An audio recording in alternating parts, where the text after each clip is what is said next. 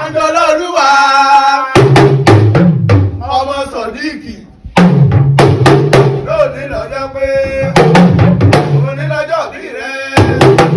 Àjọlọ́lúwa ọjọ́ kejìdínlógún nínú oṣù kẹrin on the 18th of April tàbí ọ̀sáyé. Àjọlọ́lúwa Fàdídà òní kú ní kékeré, òní làásọ àbùkù wá. Àjọlọ́lúwa ọmọ kékeré ni ọ́, ọ̀nà àgbàlagbà ó ju ìyá rẹ lọ, ó ju bàbá rẹ lọ. Fàdídà ọmọ Sọ̀díkì